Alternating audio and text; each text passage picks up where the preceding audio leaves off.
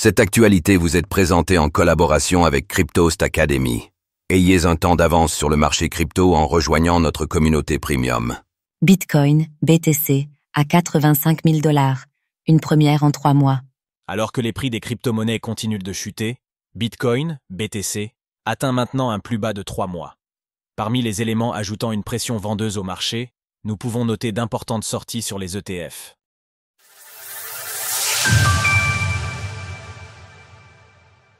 Bitcoin, BTC, continue de chuter. C'est une semaine difficile pour les crypto-monnaies, avec une capitalisation qui a perdu 12,4% depuis lundi.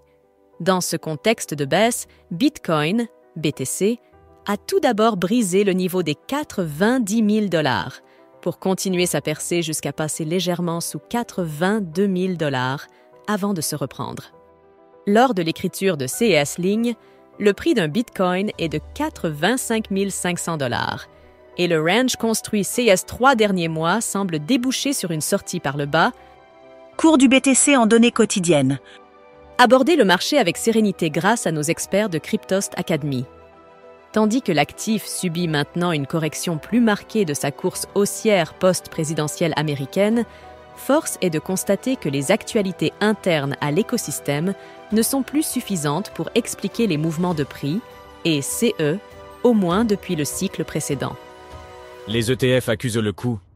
Dans un climat macroéconomique incertain, COS, mêmes investisseurs institutionnels qui avaient porté le secteur en 2024 par le biais des ETF, le font désormais chuter.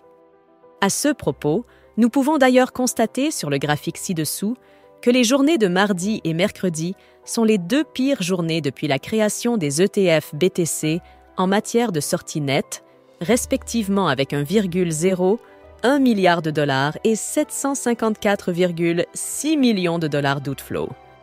Entrée et sortie sur les ETF Bitcoin américains. Pour le moment, le déroulé des événements fait donc écho au scénario d'Arthur Hayes, qui estime que le BTC pourrait toucher les 70 000 $. Pour autant, cela ne signifie pas nécessairement une fin de bull run, et nous avons également pu revenir sur des avis plus optimistes, à l'image de celui de Richard Teng, le PDG de Binance, qui argumentait en faveur d'un recul tactique. Si l'on prend un peu de hauteur sur ces SETF, nous pouvons aussi constater que la quantité d'actifs sous gestion, AOM, n'a en réalité pas été tant affectée que cela par les sorties et la baisse des cours. À titre indicatif, cette AOM, de 105,57 milliards de dollars actuellement, observe une baisse de 16% depuis son plus haut historique du 23 janvier dernier, là où le BTC a perdu 20% sur la même période. Quantité d'actifs sous gestion des ETF, BTC américains. De manière plus globale sur l'ensemble des crypto-monnaies, notons toutefois des liquidations s'élevant à plus de 770 millions de dollars sur les produits dérivés des exchanges centralisés.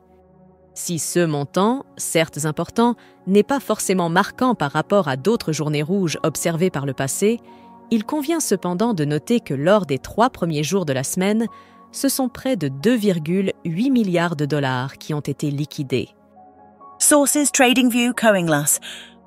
Retrouvez toutes les actualités crypto sur le site cryptost.fr.